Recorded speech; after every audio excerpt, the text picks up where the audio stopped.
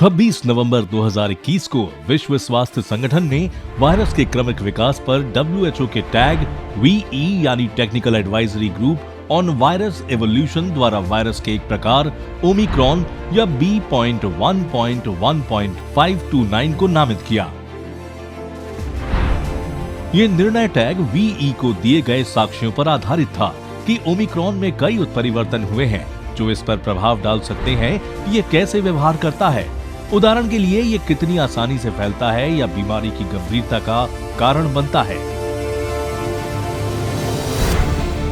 Omicron की खोज Africa के बोत्सवाना में हुई थी और ये काफी तेजी से पूरी दुनिया में फैल गया। दुनिया की एक बड़ी आबादी को टीका लगाया जा चुका था, इसलिए इसका फैलना एक हैरानी की बात है।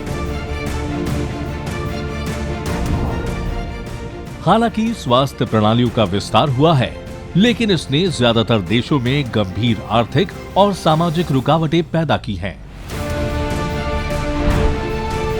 विज्ञान से आत्मनिर्भर भारत के इस एपिसोड में हम कोविड-19 वायरस के ओमिक्रॉन वेरिएंट पर करीब से नजर डालेंगे।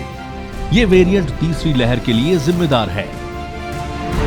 इस एपिसोड में हम कुछ महत्वपूर्ण सवालों के जवाब तलाशेंगे, जैसे कि इस नए वेरिएंट में कितने उत्परिवर्तन हुए हैं, ये कितना खतरनाक है, ये कितनी तेजी से फैल रहा है और हमें अपनी और अपने परिवार की सुरक्षा के लिए कौन सी आवश्यक सावधानियां बरतनी चाहिए।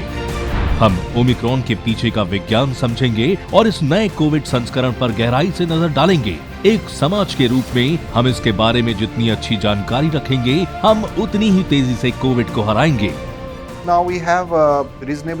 अब हमारे पास काफी अच्छे साक्ष्य हैं और अब हम सब इसके बारे में अच्छी तरह से जानते हैं। 2 महीने पहले जब इसे पहली बार रिकॉर्ड किया गया था, तब हमें इसके बारे में ज्यादा जानकारी नहीं थी। दुनिया भर के वैज्ञानिक और महामारी विज्ञानी इसकी निगरानी कर रहे थे और रोगियों की प्रतिक्रिया और व्यवहार को देख समझ रहे थे। अब यह कई देशों में फैल गया है और बहुत सारे सबूत सामने आए हैं, तो हम निश्चित रूप से कह सकते हैं कि यह बहुत ज्यादा संक्रामक है।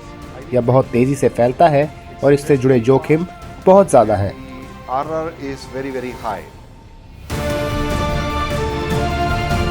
विज्ञान से आत्मनिर्भर भारत के इस एपिसोड में और भी काफी कुछ देखिए केवल इंडिया साइंस पर।